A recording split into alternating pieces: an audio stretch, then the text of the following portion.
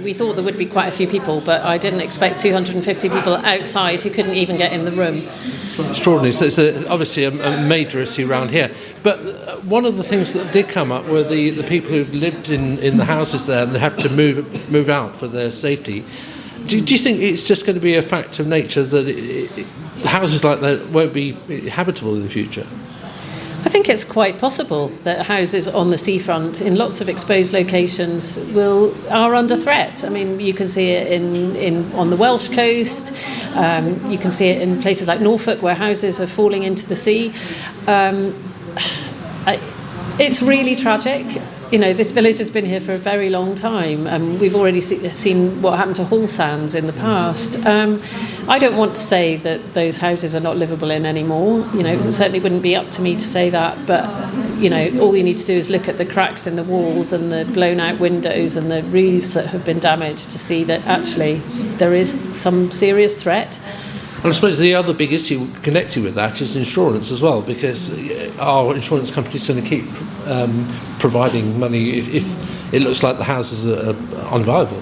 Well, somebody did ask a question in there, didn't they, about insurance, and I'm no expert, it's not for me to respond to that, but I think it's a really serious worry. You know, we were talking about it in Parliament this week, and whether there's a case for some kind of insurance fund that is not run by a private company. So for property that is so-called uninsurable, that there is a kind of government-backed fund, and that we all agree that people should be able to get insurance, you know, because climate change was not their fault, and they may have a house that then becomes unlivable. And you hinted in the meeting there was a political dimension to this. It's obviously a Labour government. Do you think it's likely that in an area that they traditionally haven't won, that they're likely to put their hands in their pockets? Well, I think it's very difficult in the southwest. I think we are the forgotten part of the country. You know, the government has set aside £45 billion for Northern Rail. That's a lot of money. We are definitely not seeing the same kind of investment going into the rural southwest that we are the urban north of England. It's no surprise, really, if you look at the political reality of what they're facing. And I think that may only get more intense after the Gorton and Denton by-election. I can't remember a visit from Sir Keir to the southwest since he's been elected.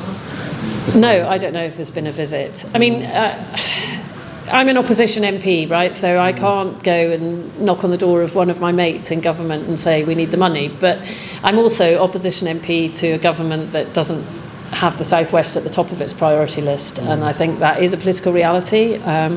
It's a shame in this situation that's the reality we're in. If it was the last government and they were trying to hold on to their Devon seats, then, you know, it might have been a different story. Now, you've got another meeting coming up on Saturday, so what would you say to local people who missed out or who couldn't get into the building today?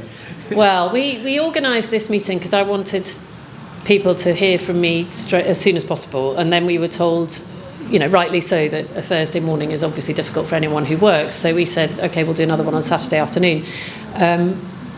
But it seems that we need to, because so many people couldn't get in today. So it'll be a similar thing, similar conversation.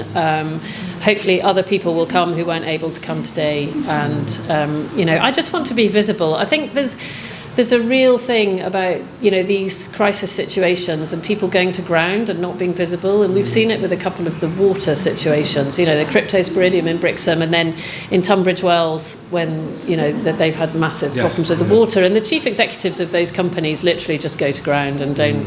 But still take their bonuses, of course. Take their bonuses, but are not willing to answer questions. And I think, you know, part of the role of being an MP is you're kind of there in the good times and the bad, and I think you have to be able to stand up in front of a room of 200 people and say, you know, I am your representative and I need to hear from you. And obviously I expected this morning that people would be really upset and shocked and angry and frustrated, and that came out, and that's fine, because, you know, I feel it too, and I